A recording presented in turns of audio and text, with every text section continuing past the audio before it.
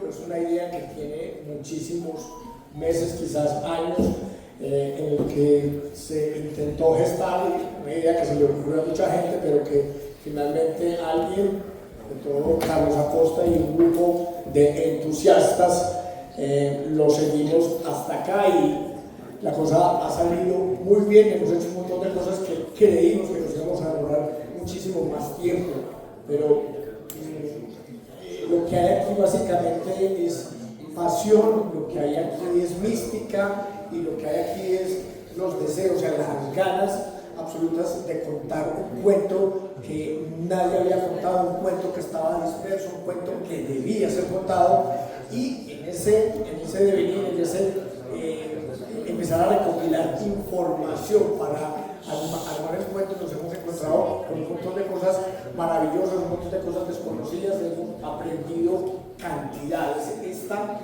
exposición que se inaugura mañana, que es la historia del rock en Medellín entre 1964 y 1990, tomó 4 o 5 meses armar, o quizás tomó desde 1964 armar. Aquí hemos invitado un montón de personajes que han hecho parte de la historia del rock, que han hecho parte de la historia de la radio, que fue la gran impulsora de esta música. También hay un seguimiento a lo periodístico, a los descubrimientos que se han hecho a través de los tiempos en los cuales la palabra rock y marihuana siempre estaba junta. Era inevitable en una ciudad como esta, tan puritana, tan tranquila, tan sosegada y tan religiosa. Pero ese tipo de cosas con el tiempo se fueron diluyendo, se fueron entendiendo a cabalidad de qué se trataba este asunto.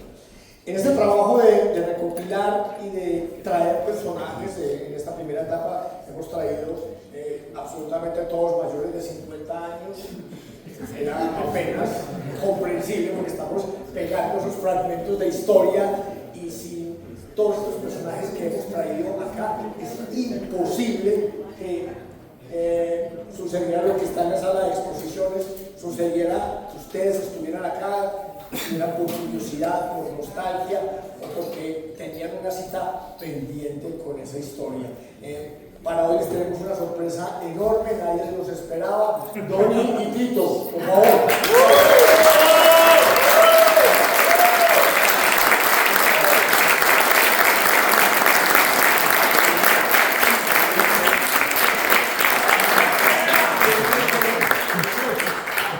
Ahora que se sienten juiciosos, les vamos a mostrar algo. Y callados. Y sin llorar. Sin llorar. Qué pena hace las espaldas. ¿Qué sería de mi vida si yo no hubiera conocido a mis dos grandes maestros, Tito López y Donny Miranda? Pues seguramente estaría realizando cualquier otra actividad, menos hacer radio, porque con ellos empecé de cero y aprendí de todo. Aprendí a conocer la música, aprendí a conocer la cultura de la radio, que fue diferente a la radio tradicional. Aprendí el idioma, que me sirvió mucho para compaginar con la música, y bueno, y después de trabajar con ellos, pues me fui solito, pero por lo menos me dejaron las grandes enseñanzas que me sirvieron para trasegar por otros medios. ¿Qué momento este tan especial llegó el tiempo invitado? Porque la experiencia maravillosa, muy sencilla. Estoy emocionado, tengo una mezcla de sensaciones muy particulares, traemos mucho adorno, y él sabe por qué. Hemos compartido muchísimas cosas, me hace mucha falta. Por ejemplo, como nuestras visitas para ver a nuestro muy querido Atlético Nacional, boletas de experiencia alta de 3.500 pesos. Pero esto no es lo significativo. Hoy estamos hablando de una fecha especial para Donny, que ya celebra 50 años en la radio, del que obviamente yo fui alumno, del que solo puedo decir solo cosas buenas, porque obviamente también ha sido mi maestro, mi tutor, a pesar de tantas otras cosas no tan agradables, pero naturalmente eso hace parte de la convivencia humana. Para que entendas, Tony, tengo esta imagen que realmente me toca el corazón. Yo creo que es el reflejo de una bonita amistad, de un buen momento que compartíamos justamente en nuestra emisora de las cosas. Pero eso no es todo. Hoy quería compartir también este primer libro que Tony Miranda me regaló. La historia de Simon and Garfunkel. Nos identificamos plenamente con este grupo, como el caso de los Beatles. Yo conocí a los Beatles mucho antes, pero con Tony obviamente aprendí a dar muchísimo más a los cuatro fantásticos del libro. Miranda, no, estoy corto de palabras, no quiero seguir hablando, pero te mando un gran abrazo y felicitaciones. En la época en la que grabábamos las canciones de nuestras emisoras favoritas, para tener esos supercassettes que teníamos, pues todo el mundo hacía fuerza para que el DJ o locutor de turno pues no entrara a presentar la canción porque dañaba la canción. Yo no, yo hacía todo lo contrario. Cuando Tito López estaba al aire haciendo turno, yo grababa a Tito López porque quería ser como él algún día. Te quiero mucho, Tito, y gracias por la inspiración.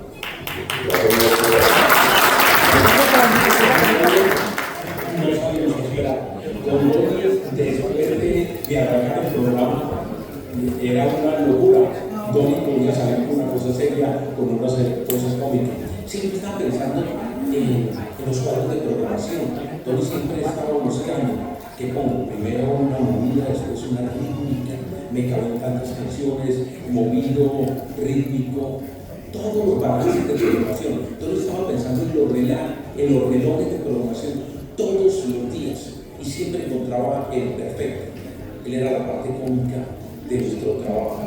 De lo único que no sabíamos hacer. Hola, Fernando.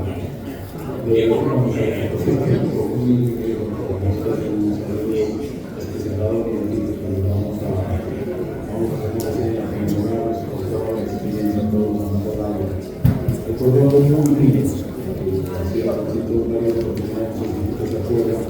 por ahí en 1986, tuve la oportunidad de ir varias veces a verlos en su turno a las 6 de la tarde de transmitir el American Football con Casey Kasem, y al mismo tiempo traducirlo. De verdad que siempre me quedó marcada esa parte de soñar y imaginar que me hacer eso también en la radio. De verdad que felicitaciones, me recuerdo con mucho cariño esas oportunidades que tienen de poder estar también al lado de estrategia, por hacer más radio, de algunos hacer que también obviamente quería que se haga entonces y sigo deseando. Felicitaciones. Hoy quiero dar las gracias a los Miranda por tantos momentos buenos y hermosos de la lucha por seguir todas las luchas mías, por la creación de mis personajes como este, por ayudar en todos los proyectos y todas mis locuras. Gracias, Tony. Mi carrera artística se la debo a vos. Y gracias, hermano, por ser tan buen amigo, por ser una persona tan querida, por enseñarme tanto de radio. Y bueno, para mí es muy agradable volverme a encontrar con Tito después de 32 años, porque recuerdo que fue a finales de 1993 cuando nos reunió Tito Trujillo para hacer su tesis de grado, y estuvimos allí don Miranda, Tito López, Carlos Alberto Ríos, mi persona, y fue la última vez que nos vimos los cuatro, y la última vez que me vi con Tito específicamente porque con Tony y Carlos Alberto pues seguía hablando en el transcurso de los años. Y de Tito pues conservó muchos grandes recuerdos, muchas enseñanzas, pero también locuras. Yo me acuerdo que tuvimos una época de juventud loca, cuando después de terminar el turno nos íbamos a parrandear con los bares de Capí, de Envigado, de Poblado, y Tito me llevaba a la casa a las 3, 4 de la mañana, todos cuando se podía salir a beber, ¿no?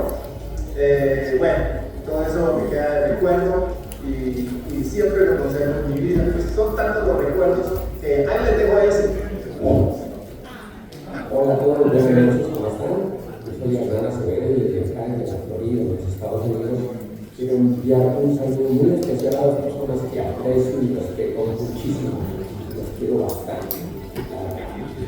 Ellos son Tito López, Don Miranda, están de cumpleaños, están celebrando 50 años de trayectoria en el mundo de la música y las comunicaciones, en el mundo de la radio. Por culpa de ellos, que fueron los influencers de la época de nuestra generación, de los 70 y 80, por culpa de ellos, nosotros estamos metidos en este maravilloso mundo de la música. Nos encanta, a mí personalmente me apasiona. Y quiero darle un saludo de felicitaciones, un abrazo con mucho cariño y mucho respeto para ustedes, los que se lo merecen, porque fueron unas personas maravillosas. Tuve la oportunidad de trabajar y pertenecer al equipo en la época dorada de Veracruz Estéreo durante los 80, y eso jamás se me va a olvidar. Vivo muy orgulloso de ellos. Gracias a ustedes por lo que son. Así que muchas bendiciones, los quiero muchísimo, se cuidan bastante y felicitaciones por estos 50 años. Tito López, Donny Miranda. Un abrazo. Este también es para los cantantes López. Tito, claro, que era maestro, tutor, yo hablo un poco de Tito, pero cada influencia en silencio le he seguido sus pasos, reconozco todo lo que hace, y de alguna manera con el paso del tiempo imito una de esas tantas cosas que hace, porque realmente es un maestro. Lo admiro por su dedicación, su pasión, por su orden, por su método, cosas que trato de aplicar hoy en día en lo que hago. Naturalmente nunca voy a olvidar aquel momento en que me invitaste junto contigo a Garantino allá al lado en Julius, justamente para decirle, Carlos Alberto, está bien lo que estás haciendo en la voz del cine, hablando, pero se pasa, porque no dices tu nombre. No entendía en su momento por qué, pero naturalmente gracias a él hoy de alguna manera también tengo un nombre en este medio. Naturalmente tengo que mencionar dos cosas importantes. Una fue gracias a Tito que yo terminé haciendo una sección muy importante que marcó a muchas personas en nuestra ciudad, la letra de la canción que publicamos en la sección de nota del periódico El Colombiano. Y cómo olvidar aquel momento en que me quedé en la voz del cine esperando a que ustedes sí, en el de Barabandón y Tito se fueron a grabar en Sonolux este disco que hace parte de la historia de este país. Para Tito, un gran abrazo y obviamente mi reconocimiento. Bueno, una experiencia que fueron muchos años de compartir, de estar con él, de aprender mucho al lado de él. Pero hay algo que me recuerdo muy bonito. Estaba yo trabajando en otra estación de radio y estaba en Discofeito, en las horas de San Diego, que muchos de ustedes lo recordarán. Y estaba yo cuando lo vi llegar en su moto rojo, si no me equivoco, era una llamada. Esa emoción que me dio yo, era la primera vez que veía a Donny Miranda en persona. Recuerdo algo que me dijo: manéjese bien en la radio, porque usted no sabe dónde va a terminar el día de mañana. Ese consejo lo tengo aún presente, no solamente en radio, sino en la labor y en las cosas que uno tiene que hacer. De verdad que recuerdo con mucho cariño ese consejo que me dio Donny en aquel entonces. Donny, felicitaciones, gracias también por el legado de la radio, gracias por todo lo que pusieron y aportaron a cada uno de los que estamos acá y en Colombia o en cualquier parte con esa pasión de la radio. Gracias, Donny, de verdad. Fuerte abrazo. El amor por el que me conoce mucha gente, Juan Kiss, me lo dio el barrio, los amigos del barrio San Juan. Pero ese apodo me lo dio al aire mi padrino radial, Donny Miranda, quien además fue el primero que confió en mí. Fue el primero que me puso al aire en un turno oficial los sábados de 6 de la mañana a 12 del día. Eso nunca voy a olvidar. Te quiero mucho, Donny. Chao, chao, Buckaroo. 47 años, año 1978, que te conocí, me diste la bienvenida a La Voz del Cine y me acogiste, y a partir de ese momento nos convertimos en grandes amigos. Tengo muchos recuerdos tuyos, muchas anécdotas, tu generosidad, tu chispa, tu locura, pero todo tan chévere, tan bacano, Doni. De esos recuerdos, en este momento se me viene a la mente, una vez en 1980, perdí sexto bachillerato y vos fuiste conmigo a mi colegio a ver qué podías hacer. No pudiste hacer nada. Entonces trataste de salvarme mi sexto. Pero tú tienes que gracias por todo. Hoy le quiero dar las gracias a Oscar Jaime López Tito, mi amigo. Gracias por abrirme las puertas en Bogotá cuando empezaba mi carrera con las obras de teatro. Gracias porque me abriste las puertas en Caracol y en las emisoras en las que estaba sin ningún problema. Gracias por recibirme también, hermano, y gracias porque todos los que me entrevistaron después fueron mis compañeros de trabajo en Caracol. Gracias, Tito, hermano. Gracias por tu apoyo. Dios te bendiga. Qué mejor que los pueblos de Intervención que será el tiempo que estén aquí para darles un saludo muy especial a Tito y Doni, líderes, vanguardistas, agradecerles por haberse atrevido a cambiar el sonido de una generación. Sin duda, sin ustedes, la historia de la música en la ciudad de Medellín hubiera sido otro cuento. Tito, Doni, en vida, gracias, mil gracias por ese gran legado.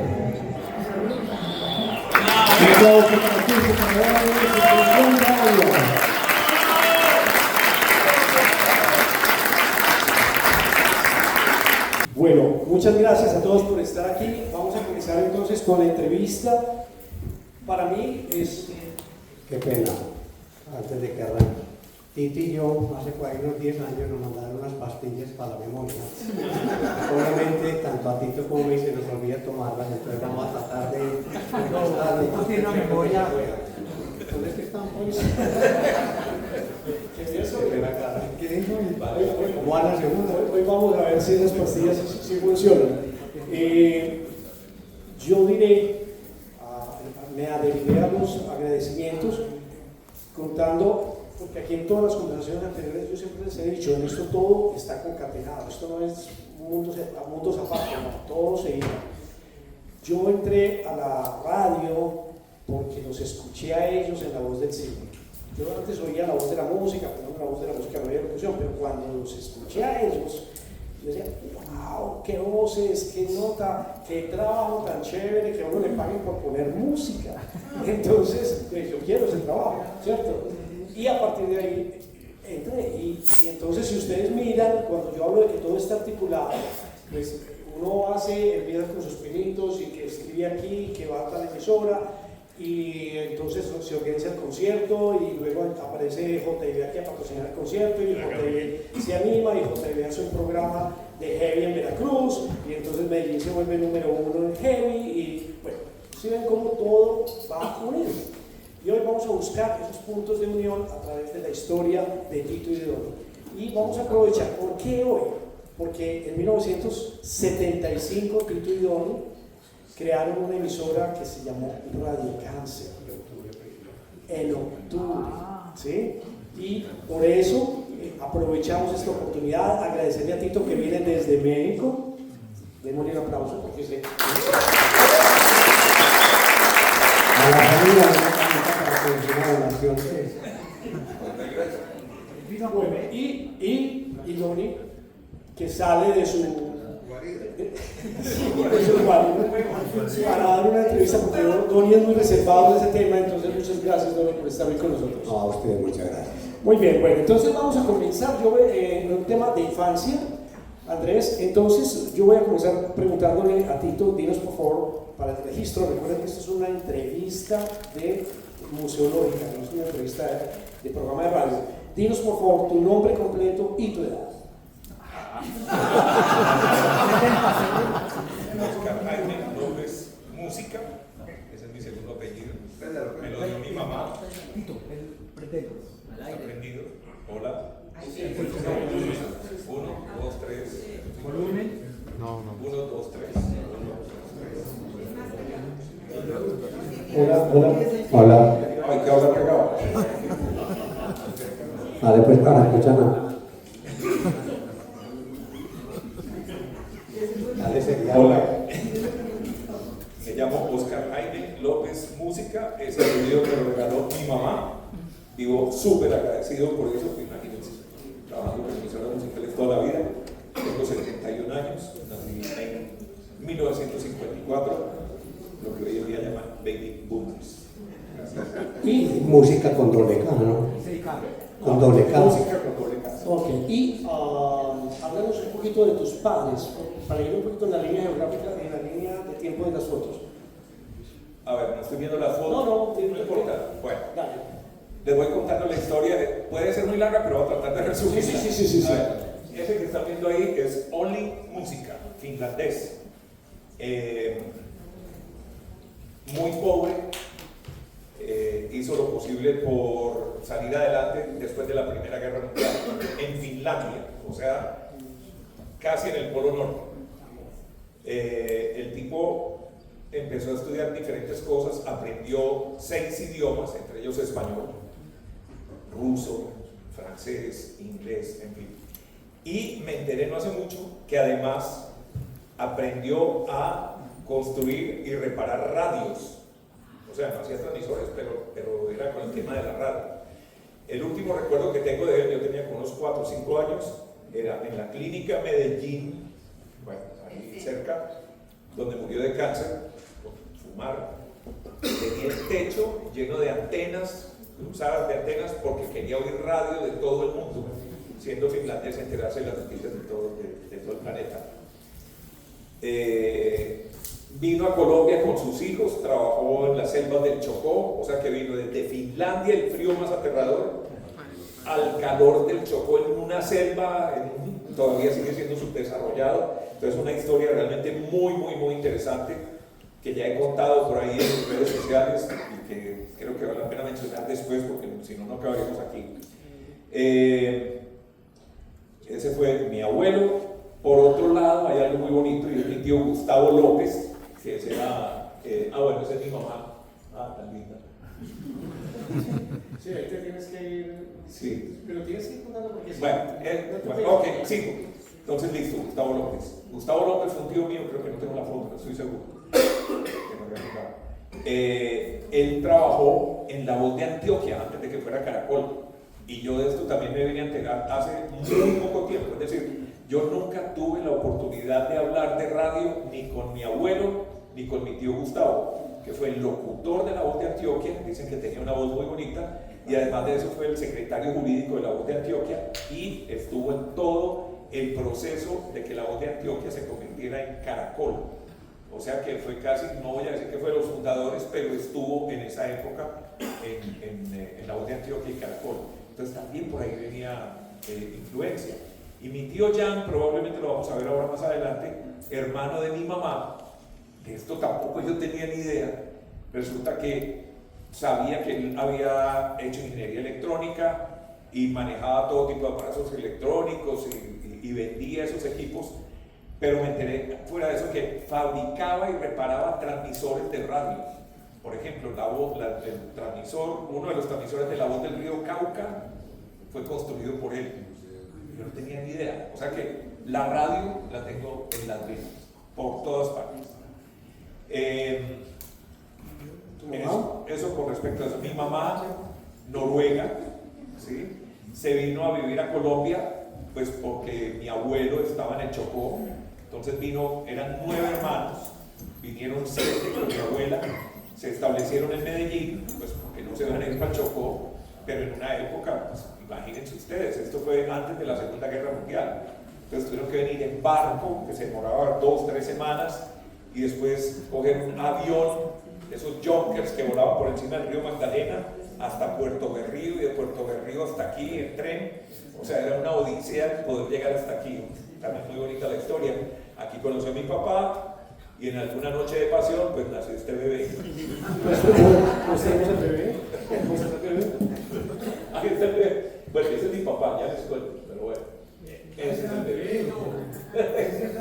Muy bien, muy bien. Bueno.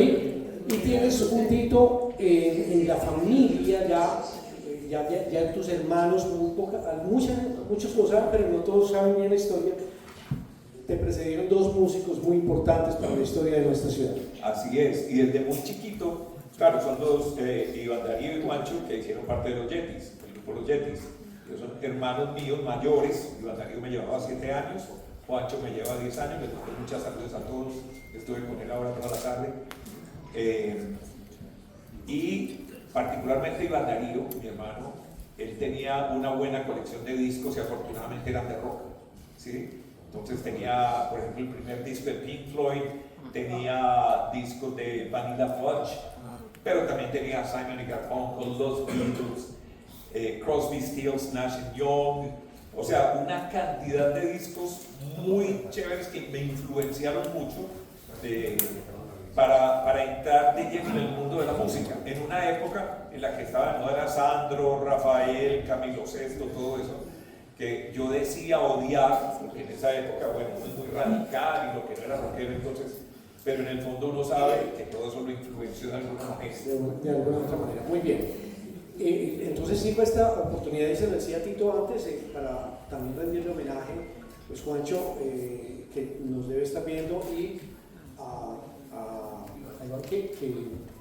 que falleció, sí, que luego de los Yetis también fue muy exitoso con el dúo de Norman y Darío primero, La Mula Revolucionaria, El Principito Gamincito, Canción Protesta, y después tuvo otro dúo con José Ignacio Durán que se llamaba José y Darío. Muy bien, perfecto, gracias Tito.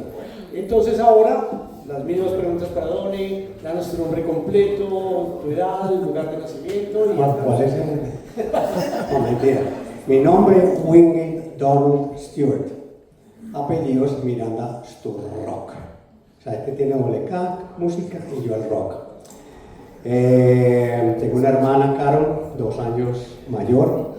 Mi papá se llama Wingate Cameron Albert Alexander, mi mamá Helen Mary Stark. Y mi papá, ¿cómo llegamos a Colombia? ¿Cómo llegan ellos a Colombia? Mi papá vivía en Chile, por ese lado chileno viene la parte Miranda, y él estuvo obviamente por el lado de mi mamá. Él empezó como banquero en Chile y a los 18 años se enroló y peleó en la Segunda Guerra Mundial en Burma. Ya terminado la guerra, quiso tratar de estudiar medicina, pero no lo dejaron. Y en esa época todos los días salían barcos hacia Sudamérica, después de la Segunda Guerra Mundial. Y él terminó en Panamá. En Panamá conoció a un amigo que le dijo, están pagando muy bien, necesitan personas que hablan inglés y español en las minas de oro de Frontino, en Segovia. Entonces mi papá se fue a trabajar allá a Frontino Gold Mines. Después, ¿como traductor o...? No, a trabajar allá pues como ejecutivo. Perdón, meto la cuchara un momento, porque me estoy enterando de unas conexiones que no conocía. Mi abuelo, cuando llegó aquí, fue una expedición primero a las Galápagos, iban a fundar allá un nuevo mundo, eso no funcionó y se devolvió. Y cuando iba de rumbo a Noruega otra vez, consiguió trabajo en Andagoya, en Chocó, como les dije ahora, en las minas de oro también. O sea que ahí nos vamos curiosos. Son familiares, son familiares. Muy bien. Bueno, ¿y de tu familia? Y ahí nace mi hermana, nazco yo, y la guerrilla empieza a amenazar a todos los británicos y a todas esas personas. De lo poco, hace como 10 años, mi mamá me comentó que en un taxi iba mi mamá y yo, y en otro taxi iba mi papá y mi hermana. En esa época, pues nosotros viajábamos en aerotaxi, que eran esos aviones pequeños a Medellín. Supuestamente nos íbamos a ir a Escocia del todo. Aquí en Medellín se conoció con otro amigo, le dijo, ¿a qué te vas a ir a Escocia? O a Inglaterra. Acaba de terminar una guerra, todo eso está destrozado, ya no hay trabajo, ni nada. Espero yo le consigo un trabajo aquí. Y precisamente habló con uno de los mayores accionistas de Coca-Cola. Mi papá como que le cayó súper bien y mi papá terminó trabajando casi 50 años con Coca-Cola y así nos quedamos aquí. Tu papá entre nosotros, todos nosotros que trabajamos en radio, era como un mito. Y entonces, ¿qué es que papá trabaja en Coca-Cola? Sí. Y entonces cuando se va, claro, Coca-Cola paga. Además por eso somos amigos, porque yo iba a de la Coca-Cola de papá. Y influencias, o sea, ¿sentiste, había un ambiente alrededor de la música o de la radio O sea, a mi papá le fascinaba, no sé por qué, terminaba la guerra, cantaba todas las canciones que ellos cantaban en la guerra pues para animarnos y toda esa vaina. Y por el lado de mi mamá, ella sí ponía Colibrí Estéreo todo el día. Y la muchacha de servicio de La Voz de Colombia, que no sé si se llamaba La Voz de Colombia en la época, entonces tenía esos Radio Junín. Radio Junín. Radio Junín, sí. Ok, muy bien. Entonces, ustedes ya, ahora sí ya vamos a hablar rural. Entonces, ustedes, ¿cómo se conocen? O sea, ¿por qué se conocen? ¿Y en qué momento llega esa idea de hagamos una emisora comunitaria? Se llamaba experimental. Si quiere cuento yo un poco mi versión, ya Dorico te da la suya. Norman Smith hacía parte de los Yetis, era el bajista del grupo Los Yetis. Vivíamos en el mismo barrio y pues era de uña y mugre con mi hermano Iván Darío. Y Michael era más o menos de mi edad, creo que es un año menor o dos. Éramos muy amigos en el barrio, montábamos bicicletas, hacíamos de todo. Un día, no sé cuántos años tenía, por ahí 15, no sé, 16, no sé cuánto. Un día voy caminando por el barrio y viene Michael Smith acompañado de un monito con cara de gringo, con un sombrero en bermudas, sombrero no, y con un machete colgando aquí. Venía la mina. No sé por qué andaba con machete. Y entonces me lo presentaron, ya no sé si Dori nos puede contar por qué andaba con machete. Entonces, imagínate un gringo en tenis, en bermudas y con un machete colgando. No, si no estoy mal, la muchacha de servicio en esa época, Isabelita, que descanse en paz, qué gran persona. Ella decía, váyase armado porque este barrio se puede volver muy peligroso. Yo tenía que pasar por un lote. Entonces yo creo que el machete era por ese lado. Y la llegada mía aquí a Medellín es porque yo empecé a estudiar, bueno, en esa época, cuando ya radicados todos en Medellín, había una comunidad muy grande de británicos, alemanes y holandeses. Y en esa época lo que hacían los padres de familia era enviar a los hijos a los países afuera para educarlos. Entonces mi papá y mamá me mandaron a Escocia. Estuve desde los 8 hasta los 13 años, si no estoy mal, de 65, 66. Eso fue lo que me rayó a mí, pero dicen que me voy loco, que nunca tuve quien me cuidara, que me enseñara todo eso. Y ahí fue mi afición, empecé ya con la afición de la música. Habían 3 cosas prohibidas en ese internado: revistas, cómics, dulces y todo lo que tuviera que ver con música. No sé por qué el compañero y eso lo echaban a uno. El compañero mío, que era de Australia, con miedo que pronto lo echaban, me regaló el radio de él. A mí sí no me daba pues, como fresco, como toda la vida. Entonces ahí empiezo yo a escuchar emisoras, entre comillas, piratas, que en esa época la BBC, que es como la radiodifusora de Colombia, no tenían una emisora de música pop, entonces uno escuchaba una emisora que se llama Radio Luxembourg, que venía desde Luxemburgo, y habían 2 emisoras piratas, uno de ellos siendo La Carolina, que hay una película muy bacana de eso. Entonces ahí yo ya empiezo a escuchar a los Rolling Stones, a los Beatles, etcétera, etcétera. Y me acuerdo el primer sencillo que yo compré fue un double A-side, fue en octubre de 1968. Si funcionan las pastillas. Sí, no, lo escribió él. Y el double side era Come Together por un lado, y por el otro, se me fue la otra, yo me decía Come Together y Something. Y dice que es el único sencillo doble A de los Beatles. Pero yo no tenía tornamesa ni nada, ¿sabes? Y ya, pues, tiempo después termino en el colegio internado y el rector del colegio llama a mi papá y dice, vea, su hijo para la música y para lo que es los deportes, no hay nadie que le gane en este colegio. Pero él se acaba de presentar a 4 pues, bachilleratos en otros colegios internados y no pasó ninguno. Te soy sincero, señor Miranda, no le sigues invirtiendo en educación. Ojalá que se haga de música o algo así. Y ya regreso a Colombia, y ahí es cuando me encuentro con Tito. De ahí el sentimiento empático con Jairo Muñoz cuando perdió sexto bachillerato. ¿Sabías lo que era perder? Bueno, y entonces se conocen. Entonces sí, nos conocemos, el mundo de la música, obviamente, pues con los Yetis. De hecho, Don y yo, acordate, tuvimos un dúo poderoso. El dúo de Nalsa. Esto es muy chistoso porque ustedes vieron aquí a Carlos Mario Toro, sí, el de La Voz de la Música, el hijo del de La Voz de la Música. Un día oí, incluso creo yo, en La Voz de la Música, este sábado, festival musical no sé qué en el Colegio San Ignacio. Y yo creía que era, ¿cómo se llamaba el evento que hacían intercolegiado de música en el San Ignacio? Yo creí que era ese. Entonces, Don y yo nos fuimos y bueno, ¿y qué vamos a hacer? No, venga, inventemos un par de canciones. Entonces, canciones de protesta, además, pues, o sea, eran covers en español con letras escritas por mí y Donny tocaba la guitarra, ¿no? Y entonces, ¿qué nombre nos ponemos? No, un nombre bien poderoso. Sarcófago. Había otro nombre también. ¿Te acuerdas? No me acuerdo. Moluscos.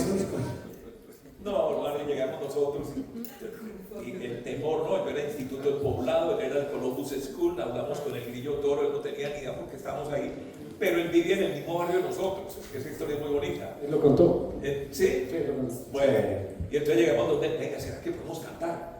Sí, claro, canten ahí. Wow, ok, listo.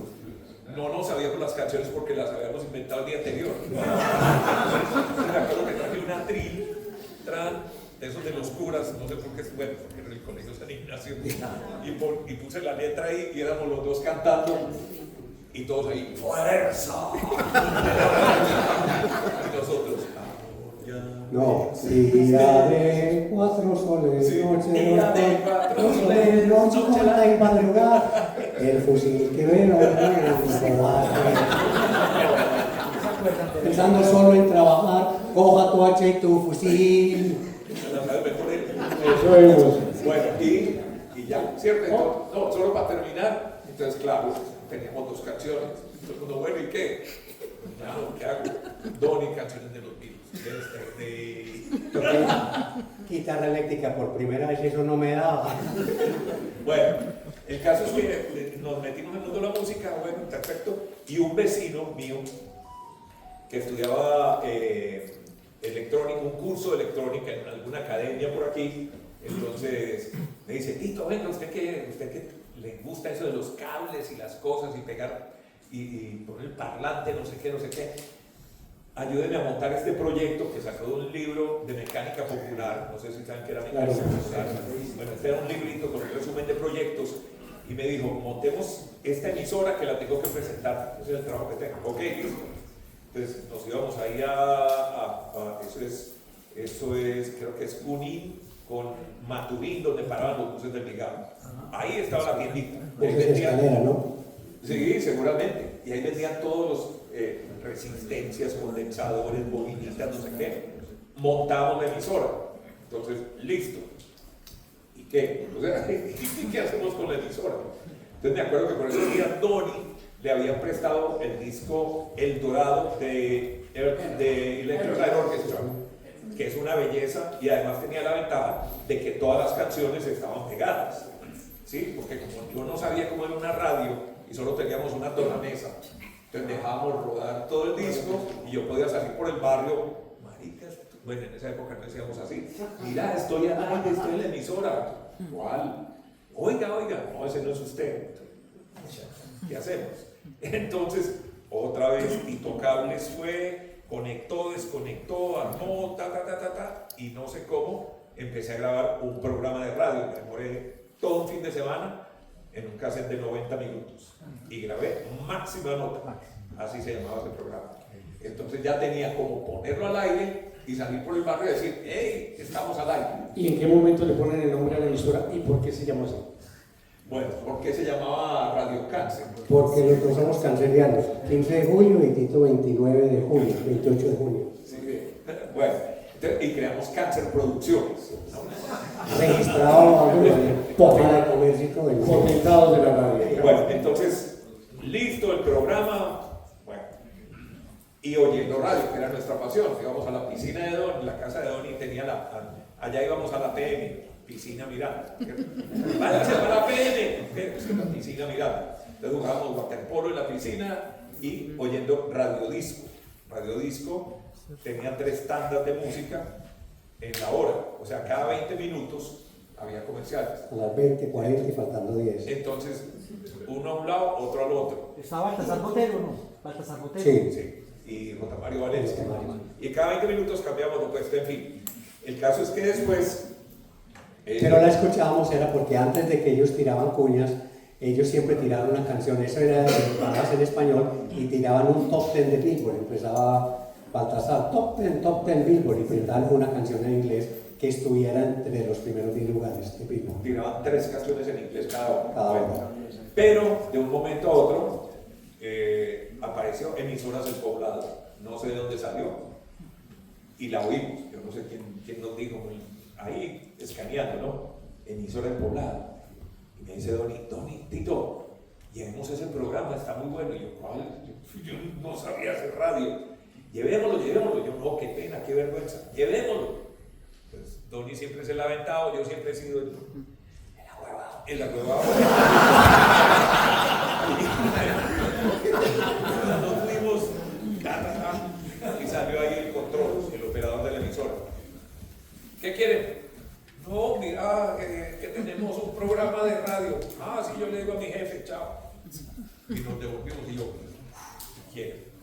Y por la tarde nos llamó el tipo, se llamaba Carlos Gómez, hermano de Leonidas Gómez, que era el dueño de Leo Televisión, que tenía un programa de televisión que se llama Los Monsters, y le habían entregado esta frecuencia, esta emisora en Medellín. El caso es que Carlos Gómez era como el hijo Calavera, o el hermano Calavera de Leonidas Gómez, y como que se deshicieron de él, y vaya, coja esa emisora. Tenía, ¿cuántos años tenía? Yo creo que fue 25 años, en caso, era un pelado. Esos típicos bogotanos, ¿no? Entonces, oye, me gustó mucho el programa, esta misma noche va a sonar al aire. Y repitió.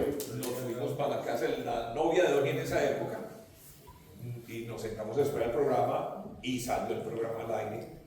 Y yo oía mi voz y yo se me subía el color, yo me quería esconder, no sé por qué me dio esa vergüenza tan horrible, pero el caso es que ya después de oír eso ya nos picó el bichito de la radio, y ese bichito, como lo dan muchos de los que están en la radio, ese bicho no lo saca nadie. Y entonces, antes de llegar a nuestra primera gran emisora, ustedes hacen un recorrido muy largo por varias emisoras. Háblenos de ese recorrido. O sea, Radio Cáncer, luego van con el programa Emisoras del Poblado. No, primero, después de esa emisora del Poblado. ¿Cuánto tiempo se quedan allá y luego a dónde se van? Bueno, ¿En qué año están? Estamos en 1975, hace 50 años, por eso estamos en esta celebración, porque fue el primer programa, fue muy bonito. Entonces el programa lo hacíamos 3 veces a la semana. ¿Por qué? Porque sí, pues porque producir el programa era un camello, pues no teníamos herramientas. Ahí fue cuando empezamos. El papá de Doni tenía una grabadora, eso, muy bonita, una Akai más grande que esta. Eso me inspiró a mí a comprar esta grabadora que están viendo aquí, que puede tener unos 50 años también, ¿sí? Y probablemente en esta grabadora estuvimos grabando algunos de los primeros programas. Por eso la quise traer, y no sé si te estoy adelantando. El caso es que nos demorábamos mucho grabando. Doni me prestaba la música, pero Doni no se atrevía a hablar. Él todavía estaba Doni no. Pero no, él sí salió y presentó algunas canciones, pero él todavía estaba muy agringado, él todavía no hablaba muy bien en español. Poco a poco lo voy aprendiendo, y yo creo que dentro de 10 años ya...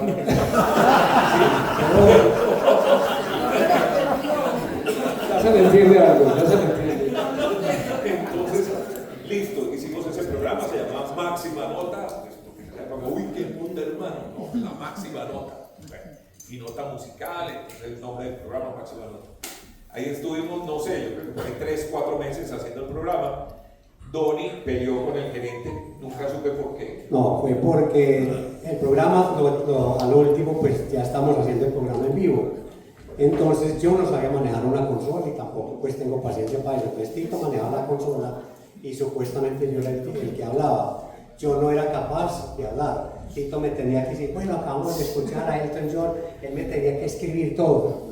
Y un día este berraco me metió a la cabina, se prendió el bombillo, hable. Entonces era todo lo que yo no sabía ni cómo hacer. Y así fue que Tito me la montó. Y yo no sé qué dije. Lo tiró a echar. Que haga lo que quiera. Es que me alargo mucho, pero es que la anécdota es muy buena. Entonces, el gerente apenas nos vio a nosotros, pues dijo, si ellos hablan, ¿por qué no? ¿Sí? Nunca había pensado en la emisora, pues nos ve a nosotros y digo, no, yo también. Entonces dice, bueno, yo quiero hablar con ustedes, hagamos lo siguiente, a ver. Entonces, Donny dice, emisoras en Poblado. Tito dice, 1560 kHz. Y yo digo, espectacular. Pendientes de la canción, ¿no? Se está acabando el bombillo, entonces entra Donny. La voz del cine. Y yo, ¿voz del cine? Emisoras en Poblado. Y yo, 1560 kHz. Y dice el otro, espectacular. Y no cerraba el micrófono. Uy, salió de putas maneras.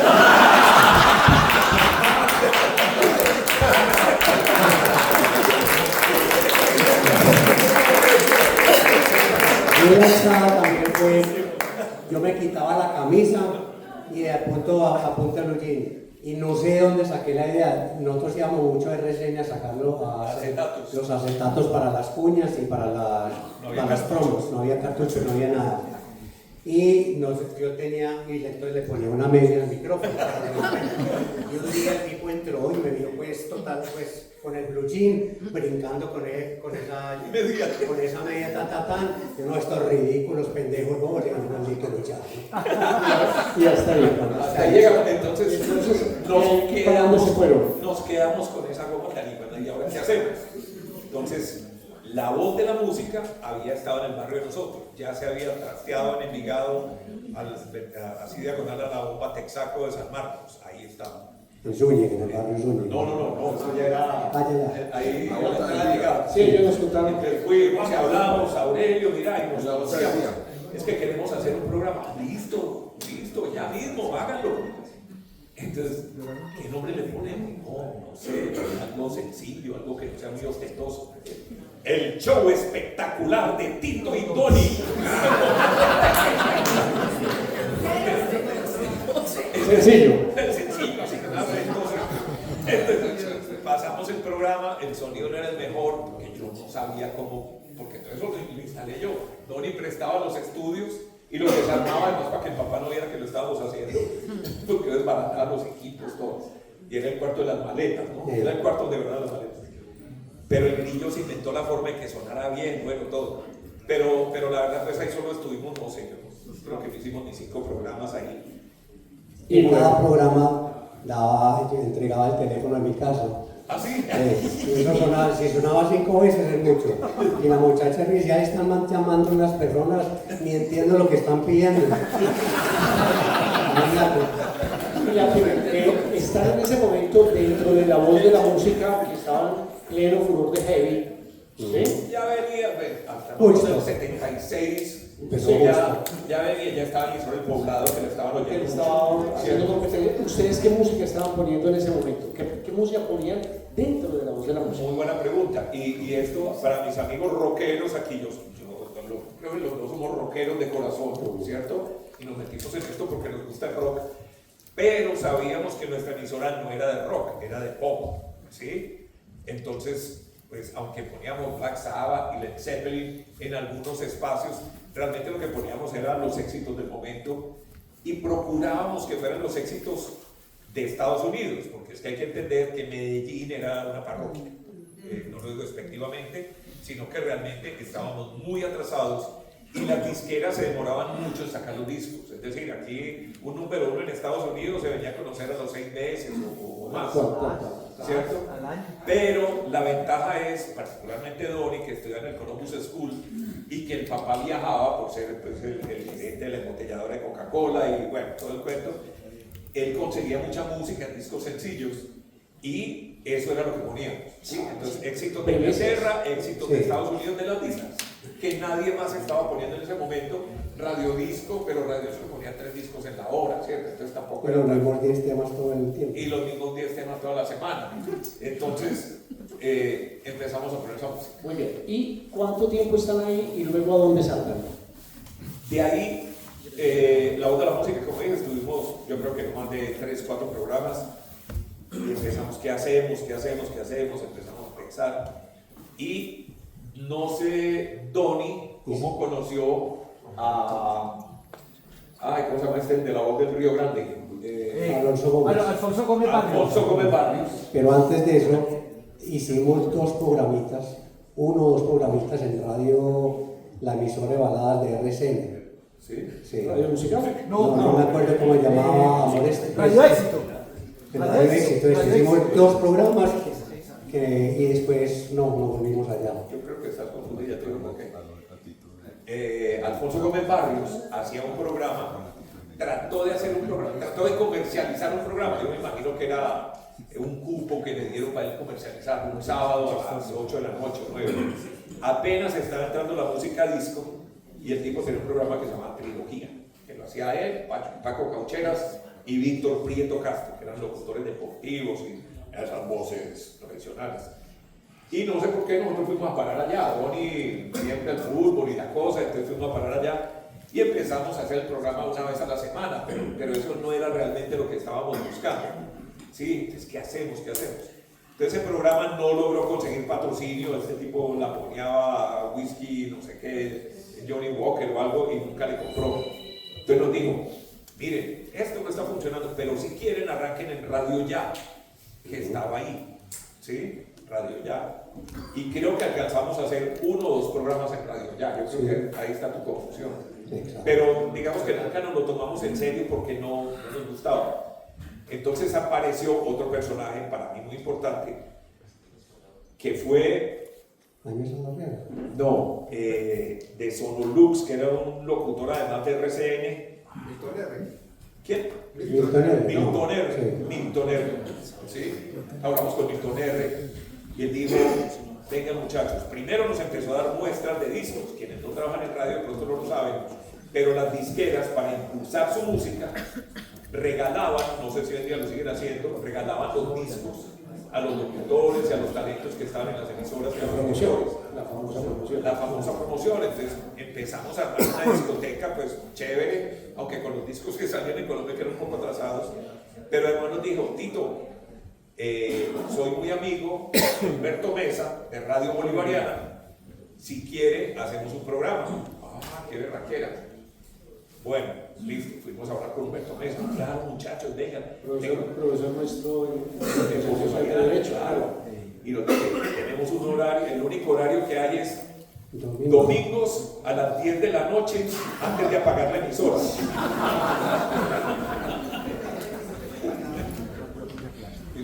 Tenemos programa, como decía Gabriel Muñoz López. Tenemos programa, listo, vamos a hacer programa. Esto es más o menos en el 76, 77 por ahí. Entonces empezamos a hacer el programa. Donny creo que no le gustaba mucho, empezamos grabando el programa, ya después al final, domingo a las 10 de la noche, desde Envigado hasta la playa, a hacer el programa ahí en la cabina. Pero para mí eso era el templo sagrado de la radio, eso era el olor de la cabina, que estaban forradas en una cosa que en esa época se llamaba acusticel, que son como unas tablas blancas con perforaciones, sí, acústica, y tenía un olor particular porque todos los locutores y toda la gente de radio fumaba ahí adentro. A mí no me chocaba ese olor, me parecía muy bonito, sí, pues, y me encantaba ir allá. El programa se llamaba Corte Final, porque los discos tienen un corte final ya antes de ir a prensarse. pero además era el corte final porque acabamos el programa y pum, apagaban la emisora. Entonces, ahí estuvimos, ¿sí? Hasta que en 1978 alguien nos dijo, creo que era nuestro amigo Guafaro Aramburo, nos dice, oigan, hay una emisora nueva por ahí que me pillé, no sé, se llama La Voz del Cine. ¿Qué quiere decir La Voz del Cine? Ni idea. Estábamos Tito y yo, si no estoy mal, en el campestre. Todos los días íbamos a Tito y yo en el gimnasio. Y todos los días almorzamos en el campestre y estamos allá. Y empezamos a escuchar la emisora La Voz del Cine. Y nos dimos cuenta que el tipo ponía el disco a rodar, con el bache y todo, entre canciones. Cogía un disco de Rafael, por ejemplo, y lo dejaba rodar. Y para cambiar el disco ponía la identificación de la emisora, metía el disco de Terrano. ¿Y qué música ponían? No, pero en inglés y en español, y creo que ponía unos temas instrumentales. Instrumentales sobre todo.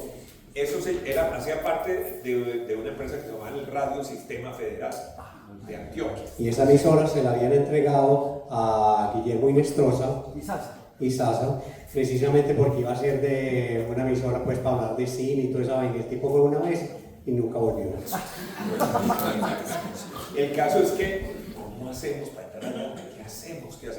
Y empezamos a averiguar y resultó que el gerente y socio se llama Mario Gutiérrez, no sé si todavía existe. Una hija de Mario Gutiérrez, compañera del colegio que tengo aquí a la derecha. Ese fue el gancho. Esa es la historia porque usted llegó y pues obviamente... Bueno, entonces Tito decía, ¿qué hacemos? Y no, venga, ahí ya nos consiguió la cita con Mario. Fuimos allá en el piso 2, edificio La Libertad, en el centro. Entonces, pues no me acordaba de muchachos, que no, es que yo acabo de venir de Inglaterra, acabo de trabajar con la BBC en Londres, he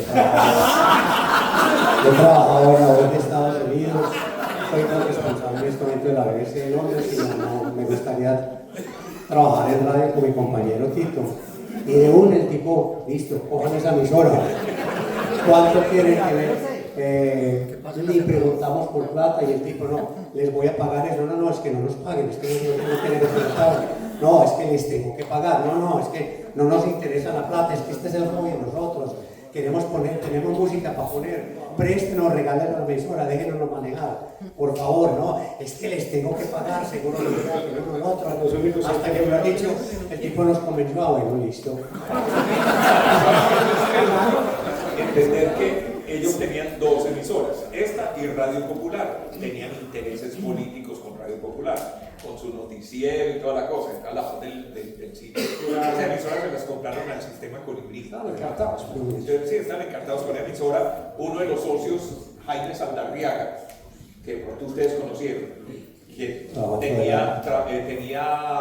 era socio de unos teatros, del Teatro Tropicana, creo que del Tux, del Odeón, él era socio.